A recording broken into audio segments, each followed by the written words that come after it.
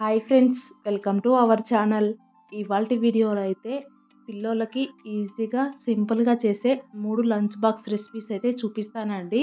ఇలా గనక లంచ్ బాక్స్లలోకి చేసి పెట్టారంటే పిల్లలైతే అస్సలు మిగిల్చుకోకుండా చాలా ఇష్టంగా అయితే తినేస్తారండి. పొద్దున్నే పిల్లల లంచ్ బాక్స్లోకి అన్నం కూరలు ఇలాంటివి చేసే బదులు ఇలా కలర్ రైస్లు చేసి పెట్టండి, చాలా ఇష్టంగా తింటారనమాట. 3 కూడా డిఫరెంట్ టేస్ట్‌లతో చాలా అంటే చాలా బాగుంటాయండి. తప్పకుండా ట్రై చేయండి. అలాగే ఎవరైనా ఫస్ట్ టైం ఛానల్‌ని చూస్తున్నట్లయితే ఛానల్‌ని సబ్స్క్రైబ్ చేసుకున్నారంటే నేను ఎప్పుడు వీడియోలు అప్లోడ్ చేసినా మీకు నోటిఫికేషన్ రూపంలో వస్తుందండి. ఇంకా ఆలస్యం చేయకుండా ఈ 3 లంచ్ బాక్స్ రెసిపీస్‌ని ఎలా ప్రిపేర్ చేసుకోవాలో చూసేద్దాం పదండి. ఫస్ట్ అయితే పుదీనా, కొత్తిమీర వెజిటేబుల్ పలావ్ ఎలా చేసుకోవాలనేది చూపిస్తానండి. నార్మల్గా పుదీనాని కానీ కొత్తిమీరని కానీ రైస్లలో కానీ కర్రీలలో వేసినా కూడా పక్కన తీసి పెడుతూ ఉంటారు కదండి. అలా కాకుండా ఇలా ఒక్కసారి రైస్ చేసి పెట్టండి. వాళ్ళకి అందులో పుదీనా కొత్తిమీర వేసామనే తెలియకుండా చాలా ఇష్టంగా అయితే తినేస్తారండి. ఇంకా టేస్ట్ కూడా చాలా బాగుంటుందన్నమాట. అలాగే లంచ్ బాక్స్లోకి చాలా ఈజీగా కూడా అయిపోతుందండి. ముందుగా దానికోసం గ్యాస్ పైన ఒక ప్యాన్ పెట్టుకొని అందులో ఒక 2 టేబుల్ స్పూన్ల ఆయిల్ వేసుకొని అలాగే ఒక చిన్న ముక్క బటర్ వేసుకొని రెండింటిని బాగా వేడెక్కనివ్వండి. నూనె ఇంకా బటర్ 2 వేడెక్కిన తర్వాత ఇప్పుడు అందులో ఒక 2 బిర్యానీ ఆకులు అలాగే బిర్యానీ స్పైసెస్ అన్నీ వేసుకోండి. తర్వాత బిర్యానీ స్పైసెస్ని కొద్దిసేపు ఫ్రై చేసుకోండి. ఇలా కొద్దిసేపు ఫ్రై చేసుకున్నారంటే మంచి స్మెల్ అయితే వస్తుందండి. బిర్యానీ దినుసుల్ని ఒక అర నిమిషం పాటు ఫ్రై చేసుకున్న తర్వాత ఇప్పుడు అందులో పొడవుగా కట్ చేసి పెట్టుకున్న ఒక పెద్ద ఉల్లిపాయ వేసుకోవాలి. ఉల్లిపాయ వేసుకున్న తర్వాత కొద్దిసేపు కలుపుకుంటూ ఉల్లిపాయనైతే కొద్దిగా కలర్ చేంజ్ అవ్వనివ్వండి. తర్వాత అందులోనే సన్నగా పొడవుగా కట్ చేసి పెట్టుకున్న క్యారెట్ ఇంకా బీన్స్ అలాగే సన్నగా పొడవుగా కట్ చేసి పెట్టుకున్న బంగాళదుంపలు ఇంకా బఠానీలు వేసుకోండి. ఇక్కడ నేనైతే ఫ్రెష్ బఠానీలు అప్పటికప్పుడు ఒలుచుకున్నవి వేసుకుంటూ ఉన్నానండి. ఒకవేళ మీ దగ్గర ఇవి అవైలబుల్గా లేకపోతే ఎండు బఠానీలని నానబెట్టుకొని వేసుకోండి. ఫ్రోజన్ బఠానీలు మాత్రం అస్సలు వేసుకోకండి, వాటిల్లో మొత్తం కలర్ కలిపేస్తారనమాట. ఇవే కదండి, మీ దగ్గర ఏ వెజిటేబుల్స్ అవైలబుల్గా ఉంటే ఆ వెజిటేబుల్స్ వేసుకోవచ్చు అనమాట. వెజిటేబుల్స్ వేసుకున్న తర్వాత కొద్దిసేపు గ్యాస్ని మీడియం ఫ్లేమ్లోనే పెట్టుకొని కలుపుకుంటూ కొద్దిసేపు ఫ్రై చేసుకోవాలి. అలాగే వెజిటేబుల్స్ తొందరగా ఫ్రై అవ్వడం కోసం ఒక స్పూన్ ఉప్పు కూడా వేసేసుకొని కలిపేసుకోండి. వెజిటేబుల్స్ని అయితే మీడియం ఫ్లేమ్లో మగ్గించుకుంటూ ఉండండి. ఈలోపు కొత్తిమీర పుదీనా పేస్ట్ ప్రిపేర్ చేసుకోవడానికి ఒక గుప్పెడంత కొత్తిమీరని మిక్సీ జార్లో వేసుకోండి. అలాగే కొత్తిమీర కంటే కొద్దిగా తక్కువ పుదీనా కూడా వేసుకోండి. ఇంకా ఒక 2 పచ్చిమిరపకాయలని ఇలా తుంచుకొని వేసుకోండి. తర్వాత మూత పెట్టేసి మెత్తగా మిక్సీ పట్టేసుకోవాలి. ఇలా మిక్సీ పట్టేసుకున్న తర్వాత ఇప్పుడు అందులో కొద్దిగా నీళ్లు వేసుకొని ఫైన్ పేస్ట్ లాగా మిక్సీ పట్టేసుకోవాలి.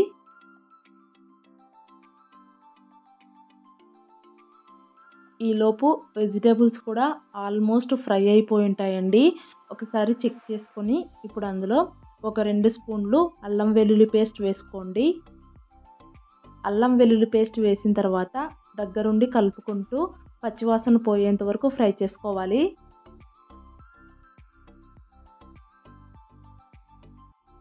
అల్లం వెల్లుల్లి పేస్ట్ పచ్చివాసన పోయిన తర్వాత మనం ముందుగానే మిక్సీ పట్టి పెట్టుకున్న పుదీనా కొత్తిమీర పేస్ట్ కూడా వేసుకొని కొద్దిసేపు అయితే గ్యాస్ని మీడియం ఫ్లేమ్లో పెట్టుకొని ఈ పేస్ట్ని కూడా పచ్చివాసన పోయేంత వరకు కలుపుకుంటూ మగ్గించుకోవాలి. వీటన్నింటినీ ఒక 2 నిమిషాల పాటు కలుపుకుంటూ మగ్గించుకున్నారంటే అన్నీ కూడా పచ్చివాసన పోయి ఆయిల్ మొత్తం బయటికి రిలీజ్ అవుతూ ఉంటుందండి.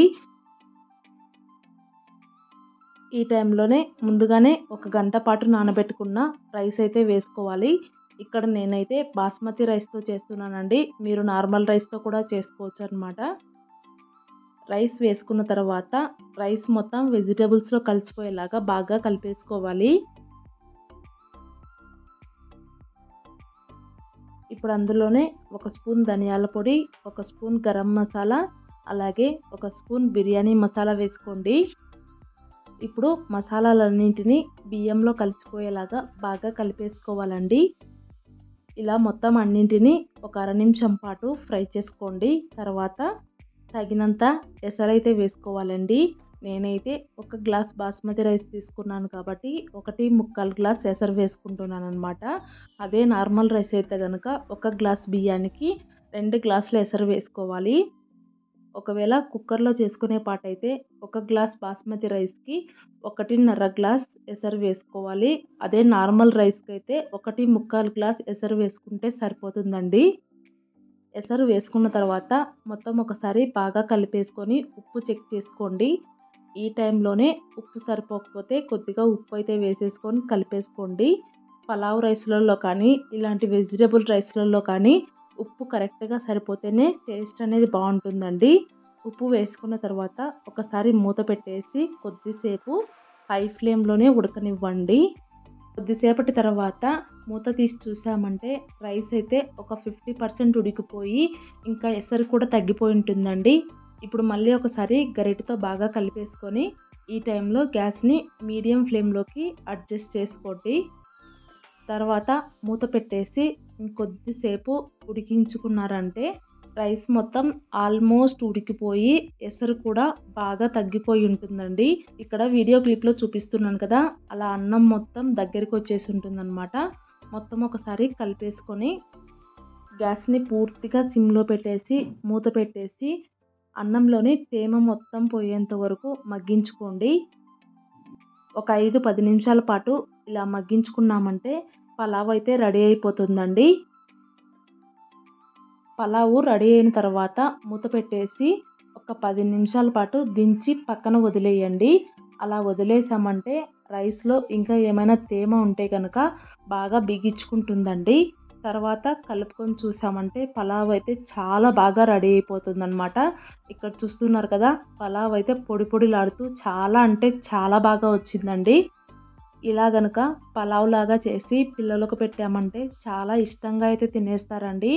ఇలా ఒక్కసారి చేసి లంచ్ బాక్స్లోకి పెట్టి చూడండి. సాయంత్రానికి ఒక్క మెతుకు కూడా మిగిలించుకోకుండా తినేసి వస్తారనమాట. అంత టేస్టీగా ఉంటుందండి. మీరు కూడా ట్రై చేయండి. ఇంకా ఈ పలావ్లోకి సపరేట్గా కర్రీ కూడా చేయాల్సిన అవసరం లేదండి. జస్ట్ కొద్దిగా పెరుగు చట్నీ కానీ లేకుంటే ఉత్త పెరుగు పెట్టించినా కూడా పిల్లోళ్ళు అయితే హ్యాపీగా అయితే తినేస్తారనమాట. మీరు ట్రై చేస్తారు కదా, ట్రై చేస్తే మీకు ఎలా కుదిరిందనేది కామెంట్ చేయడం మాత్రం మర్చిపోవద్దు. ఇంకా నెక్స్ట్ రెసిపీ వచ్చేసి తక్కువ మసాలాలతోటి చాలా సింపుల్గా చేసుకునే వెజిటేబుల్ పలావ్. మసాలాలు ఎక్కువగా వద్దనుకునే వాళ్ళు ఇలా ఒక్కసారి వెజిటేబుల్ రైస్ చేసి చూడండి. చాలా చాలా టేస్టీగా ఉంటుందన్నమాట. మసాలాలు వేయలేదులే ఏం టేస్టీగా ఉంటుంది అని అస్సలు అనుకోకండి. చాలా అంటే చాలా బాగుంటుందండి. ఈ రెసిపీ కూడా పిల్లల లంచ్ బాక్స్లో కానీ లేదంటే ఏదైనా స్పెషల్ అకేషన్స్ కూడా చాలా అంటే చాలా బాగుంటుందండి. ఇంటికి ఎవరైనా సడన్గా చుట్టాలు వచ్చినప్పుడు ఇలా వెజిటేబుల్ రైస్ చేసి పెట్టండి. వాళ్ళైతే కడుపు నిండా తృప్తిగా తింటారనమాట. ఈ వెజిటేబుల్ రైస్ చేసుకోవడం కోసం ముందుగా గ్యాస్ పైన ఒక ప్యాన్ పెట్టుకొని అందులో 2 టేబుల్ స్పూన్ల ఆయిల్ వేసుకోండి. ఆయిల్ హీట్ అయిన తర్వాత ఆయిల్లోనే ఒక 2 స్పూన్ల నెయ్యి కూడా వేసుకోండి. నెయ్యికి బదులుగా బటర్ కూడా వేసుకోవచ్చండి. నెయ్యి ఇంకా ఆయిల్ 2 హీట్ ఎక్కిన తర్వాత ఇప్పుడు అందులో బిర్యానీ ఆకు, ఒక 2 చిన్న చిన్న ముక్కలు చెక్క, అలాగే ఒక 4-5 లవంగాలు, ఒక 2-3 యాలకులు వేసుకొని అన్నింటినీ కొద్దిసేపు ఫ్రై చేసుకోండి. అన్నీ కూడా లైట్గా ఫ్రై అయిన తర్వాత ఇప్పుడు అందులో పొడవుగా కట్ చేసి పెట్టుకున్న ఒక పెద్ద ఉల్లిపాయ వేసుకొని ఉల్లిపాయని కొద్దిసేపు రంగు చేంజ్ అయ్యేంత వరకు ఫ్రై చేసుకోండి. తర్వాత అందులోనే ఒక 4-5 పచ్చిమిరపకాయలని ఇలా చీలికలుగా కట్ చేసి వేసుకోండి.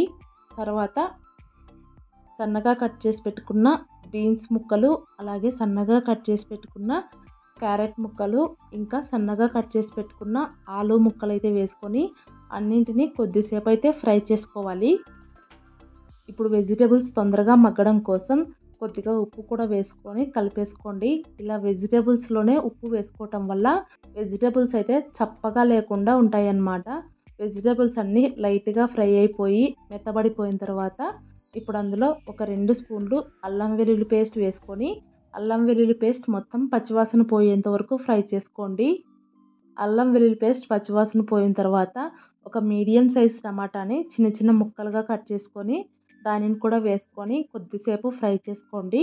టమాటా కూడా మెత్తబడిపోయిన తర్వాత ఇప్పుడు అందులో సన్నగా కట్ చేసి పెట్టుకున్న కొత్తిమీర అలాగే కొద్దిగా కరివేపాకు వేసుకొని రెండింటిని ఆయిల్లో లైట్గా ఫ్రై చేసుకోండి. ఇలా ఆయిల్లోనే కొత్తిమీర కరివేపాకు వేసుకొని ఫ్రై చేసుకోవటం వల్ల ఫ్లేవర్ అయితే చాలా చాలా బాగుంటుందండి. ఇప్పుడు అదే ఆయిల్లో కొద్దిగా కసూరి మేతి కూడా వేసుకొని ఫ్రై చేసుకోండి. అన్నీ ఫ్రై అయిపోయి లైట్గా మెత్తబడిపోయిన తర్వాత ఇప్పుడు అందులో ఒక స్పూన్ గరం మసాలా, ఒక స్పూన్ ధనియాల పొడి వేసుకొని రెండింటిని వెజిటబుల్లలో కలిసిపోయేలాగా కలిపేసుకోవాలి. మొత్తం కలిపేసుకున్న తర్వాత ఇప్పుడు అందులో ఒక గ్లాస్ బియ్యానికి 1.25 గ్లాస్ ఎసరైతే వేసుకోవాలండి. ఎసరు వేసుకున్న తర్వాత ఉప్పు సరిపోయిందో లేదో చెక్ చేసుకొని కొద్దిగా ఉప్పు కూడా వేసుకొని హై ఫ్లేమ్లో పెట్టి ఎసరుని బాగా తెరలకాగనివ్వండి. ఎసరు బాగా తెరలకాగిన తర్వాత ముందుగా నానబెట్టుకున్న బాస్మతి రైస్ అయితే వేసుకోవాలండి. మీరు బాస్మతి రైస్ ప్లేస్లో నార్మల్ రైస్ కూడా వేసుకోవచ్చండి. రైస్ మొత్తం వేసుకున్న తర్వాత గరిటెతో ఒకసారి బాగా కలిపేసుకొని హై ఫ్లేమ్లోనే మూత పెట్టేసి కొద్దిసేపు అయితే ఉడకనివ్వండి. కొద్దిసేపటికి రైస్ ఒక 50% ఉడికిపోయి అలాగే ఎసరు కూడా తగ్గిపోయి ఉంటుందండి. ఇప్పుడు గరిటెతో మళ్ళీ ఒకసారి కలిపేసుకొని గ్యాస్ని మీడియం ఫ్లేమ్లో పెట్టుకొని ఇంకొద్దిసేపు ఉడకనివ్వాలి. ఇంకొద్దిసేపటికి రైస్ మొత్తం ఆల్మోస్ట్ ఉడికిపోయి ఎసరు కూడా మొత్తం తగ్గిపోయి ఉంటుందండి.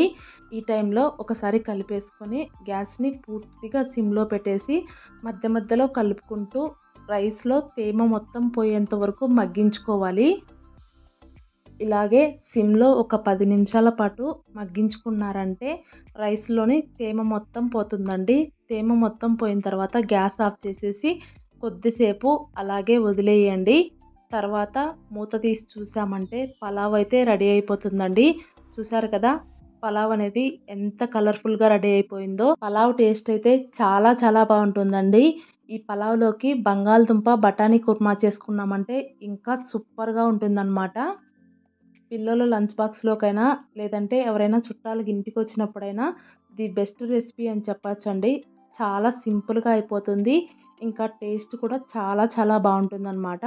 తప్పకుండా ట్రై చేయండి. చాలా సింపుల్గా ఉంది కదా. ఇంకా మూడవ రెసిపీ వచ్చేసి టమాటా కొత్తిమీర రైస్ అన్నమాట. ఇది కూడా చాలా చాలా బాగుంటుందండి. కంపల్సరీగా ట్రై చేయండి. కొత్తిమీర తినని పిల్లలకైతే ఇలా చేసి పెట్టండి. చాలా ఇష్టంగా తెలియకుండానే తినేస్తారండి. రైస్ చేసుకోవడం కోసం ముందుగా గ్యాస్ పైన ఒక ప్యాన్ పెట్టుకొని అందులో 1 టేబుల్ స్పూన్ ఆయిల్ వేసుకోండి. ఆయిల్ హీట్ అయిన తర్వాత సన్నగా కట్ చేసి పెట్టుకున్న ఒక చిన్న కట్ట కొత్తిమీర వేసుకొని మగ్గించుకోవాలండి. ఇక్కడ మీరు చేసుకునే రైస్ క్వాంటిటీని బట్టి కొత్తిమీర అయితే తీసుకోవాలి. తర్వాత ఒక 3 మీడియం సైజ్ టమాటాలని ఇలా కొద్దిగా పెద్ద ముక్కలుగానే కట్ చేసుకొని వేసుకొని రెండింటిని కలుపుకుంటూ కొద్దిసేపు మగ్గించుకోండి. కొద్దిసేపటికైతే టమాటా కొత్తిమీర రెండు మెత్తబడిపోతాయండి. ఇలా మెత్తబడిపోయిన తర్వాత తీసేసుకొని ఒక మిక్సీ జార్లోకి తీసుకొని చల్లారనివ్వండి. ఇప్పుడు మళ్ళీ అదే ప్యాన్లో ఒక 2 టేబుల్ స్పూన్ల ఆయిల్ వేసుకొని ఆయిల్ హీట్ అయిన తర్వాత ఒక 3 చిన్న చిన్న ముక్కలు దాల్చిన చెక్క ముక్కలు అలాగే 2 లవంగాలు వేసుకొని లైట్గా ఫ్రై అవ్వనివ్వండి. తర్వాత సన్నగా కట్ చేసి పెట్టుకున్న ఒక కప్పు ఉల్లిపాయలు అలాగే ఒక 2 పచ్చిమిరపకాయలు వేసుకొని రెండింటిని లైట్గా ఫ్రై చేసుకోండి. ఉల్లిపాయ లైట్గా రంగు మారిన తర్వాత ఇప్పుడు అందులో సన్నగా కట్ చేసి పెట్టుకున్న ఒక క్యారెట్ అలాగే ఒక 4-5 బీన్స్ని సన్నగా కట్ చేసి వేసుకోండి. ఇంకా బఠానీలు కూడా వేసుకొని వీటన్నింటిని కొద్దిసేపు కలుపుకుంటూ ఫ్రై చేసుకోండి. అలాగే వెజిటేబుల్స్ తొందరగా ఫ్రై అవ్వడం కోసం ఒక స్పూన్ సాల్ట్ కూడా వేసుకొని కొద్దిసేపు గ్యాస్ని మీడియం ఫ్లేమ్లోనే ఉంచుకొని బాగా ఫ్రై చేసుకోండి. వెజిటేబుల్స్ అన్నీ కూడా బాగా మెత్తగా అయిపోయిన తర్వాత ఇప్పుడు అందులో మనం ముందుగానే వేయించి పక్కన పెట్టుకున్న టమాటా ఇంకా కొత్తిమీరని మెత్తగా మిక్సీ పట్టేసుకొని ఆ పేస్ట్ని అయితే వేసేసుకోవాలి.